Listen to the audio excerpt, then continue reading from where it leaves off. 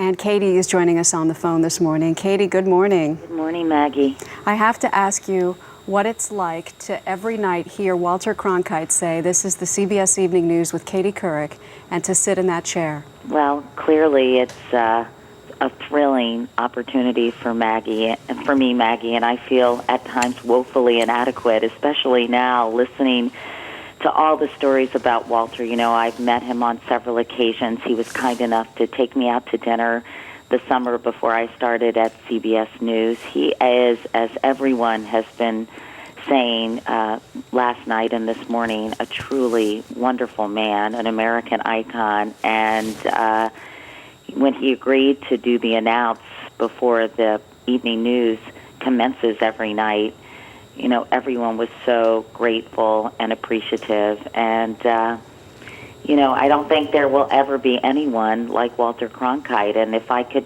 do 1/4 of the job that he did on the CBS Evening News, I'd be very proud of my work. So that just shows how tremendously influential and important he was and continued to be even after he left the anchor chair. Katie, in the run-up of the time when you came on to be the anchor of the CBS Evening News, what was it like to know that you would be walking in the same halls, following in the footsteps of a man who was steeped in such tradition at CBS?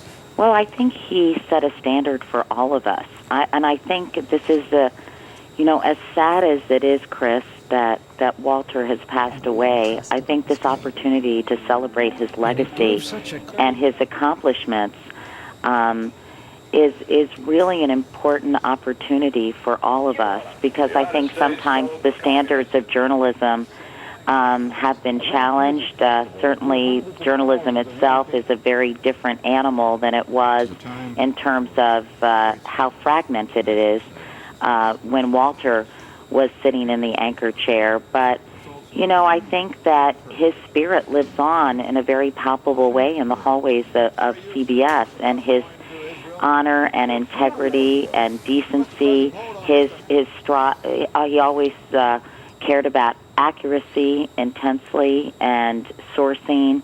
And, you know, he was the dean of television journalism for so long. And for me, it's just a daily reminder about how important it is to really embody all of the qualities, or at least to attempt to embody all the qualities that he exemplified.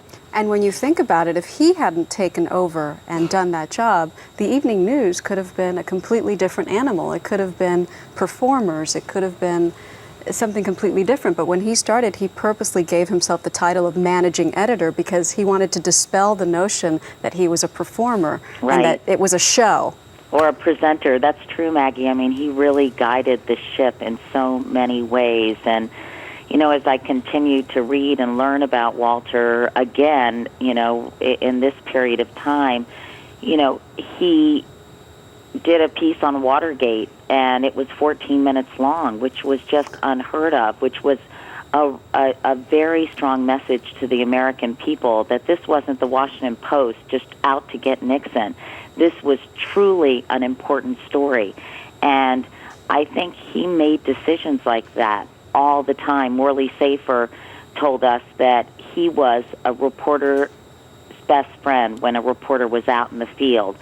He really did guide this genre and this broadcast called the CBS Evening News, and is responsible for making it such a long-lasting creature in television journalism. And I think he did it in the best possible way. As you said, he wasn't a performer. He wanted to have authority over what went into the news, the content, the visuals that were used. And, you know, I think that was critically important for everyone who followed in his footsteps. Katie, thank you for taking the time and joining us this morning. We appreciate it. All right. Thank you. Nice talking to you guys. You too, Katie.